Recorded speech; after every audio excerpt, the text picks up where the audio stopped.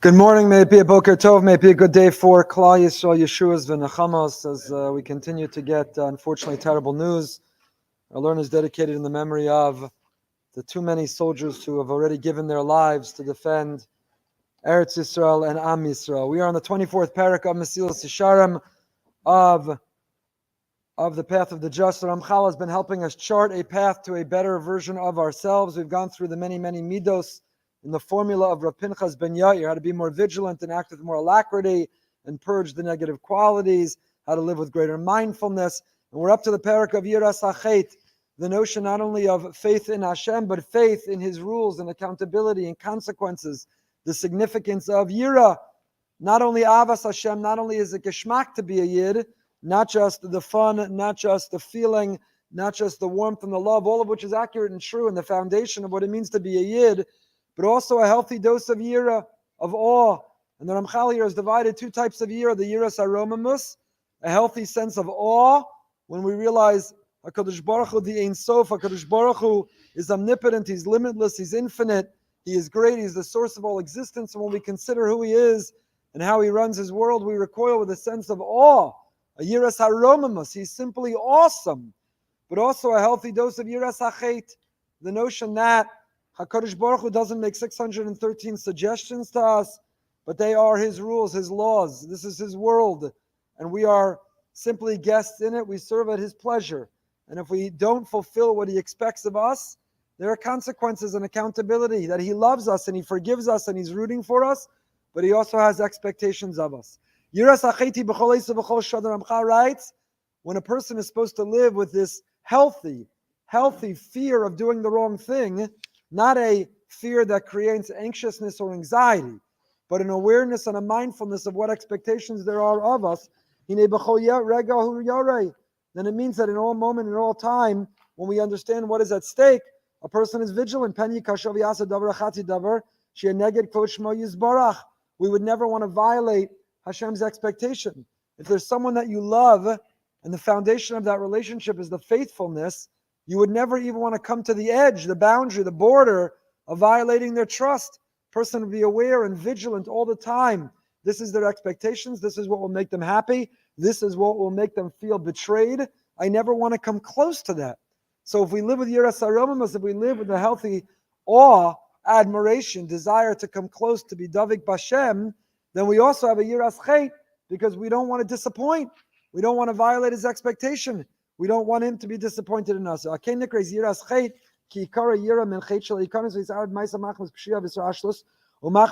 why it's called fear of sin. Its essence is fear that a person might make a mistake that would permeate and intermingle with one's deeds through negligence or through laxity or a result of forgetfulness. There's so many metaphors we can give for what it means to live with a healthy yiras chet.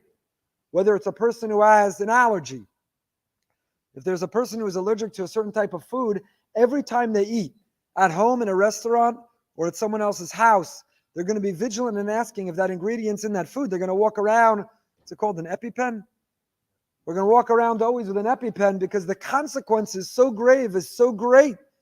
In his commentary on Mesillas Yesharim, Rabbi Dr. Abraham J. Tursky Zatzal brings the metaphor of his expertise, which is alcoholism, addiction. And he talks about the alcoholic, the addict, who understands what's at stake. That one aveira, goreres aveira, a person violates that boundary once, it can easily snowball, and it can easily lead to more and more nasala keheter, nasala kemitzvah. A person can then habituate themselves to violate the boundary over and over again. And what's at stake? There are people who've been clean a year, 10 years, 50 years, and one sip of one drink could lead to their entire downfall, to their immersion back into that world of addiction, poor judgment, sabotaging their own lives. He tells the story in his Sefer Mesillas Yesharim. The patient maintaining a sobriety following the recommended recovery regimen faithfully. About 8 months later, he called in a state of panic.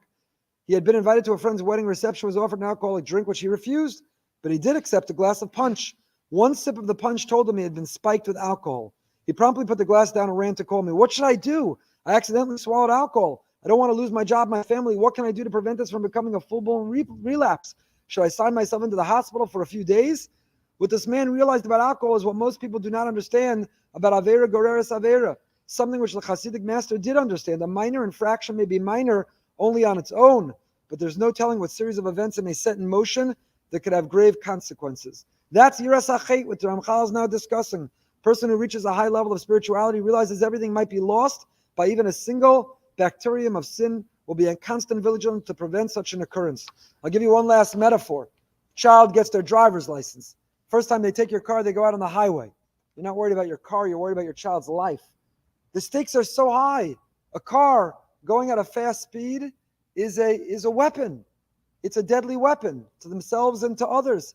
You say, don't look at your phone for 1 second. Don't take your eye off the road. Don't take your hands off the steering wheel. What is it? 10 and 2?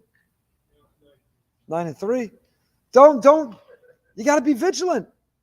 Somebody can swear. You've been on I-95? Everyone knows the logo of the state of Florida is knuckles on a steering wheel on the top of a head.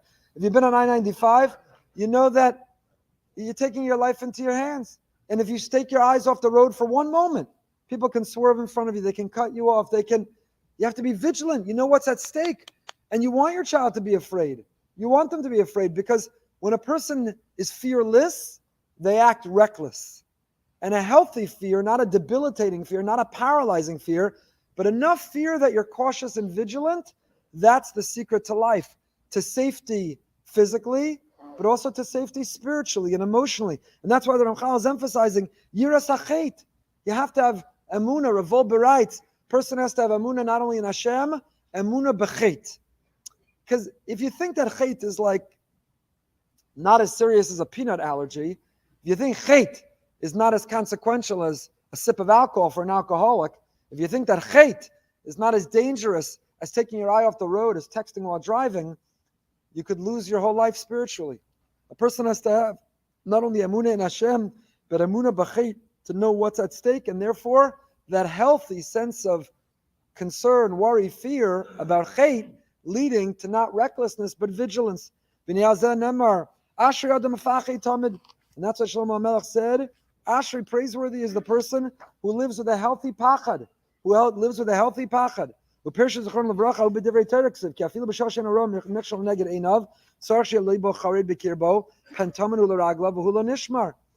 even though you don't see the impediment, the obstacle, the enemy right in front of you, we're thinking about our soldiers, our precious soldiers. We're davening so hard. As these last couple of days, we've learned what's at stake. Every turn they take could be a car loaded with a bomb, could be a booby-trapped, could be all kinds of things. So you say, well, what I see in front of me right now looks safe. I'm good to go. You better have a healthy yira. Every corner you turn, every step you take, every tunnel you enter, you have no idea what's there. We're davening so hard, the courage, the bravery, the risk they're taking to defend us. And we in our lives, every corner you turn, every step we take, every tunnel spiritually we enter, we think, well, I don't see anything in front of me right now. I can't imagine there's any peanuts in this food. You know who says that? Someone who doesn't have a peanut allergy. But if you go into anaphylactic shock, if eating peanuts could cost you your life, you don't say, I can't imagine there's any peanuts in this recipe. You ask 15 times, you look yourself, you have your EpiPen handy, and even then you eat a little bit and see how you react. So that's how we live life with a healthy Yiras HaChet. V'ayira zos amar Moshe Rabbeinu, uva'avur tiyah yiras ha'panechem levilti techeto, ki yikar yira she'adam yarei u'mizdazeh tamid, at shelo sasa yira zu mimenu. And the Ramchal says the essence of this yira is to the point that a person should always be trembling constantly, to the point that it never leaves you. You never get so arrogant while you drive that you take your hands off the steering wheel, you text, you're not looking at the road. Ashri adam mefachi tamid. Because such a mentality is a recklessness that could cost you your life and cost other people their life. And what's true physically is true, and ruchnius is true spiritually. Yeshaya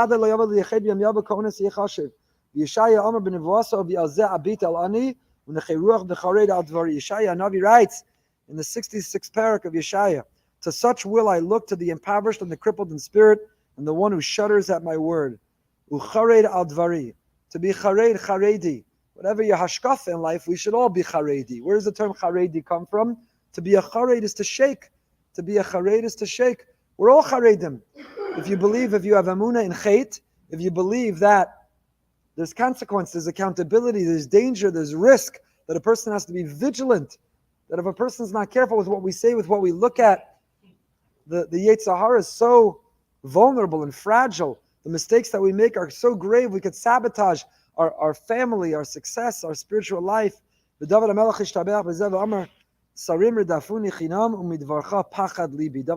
says, princes have pursued me without cause, but my heart fears only for your word. I'm not worried.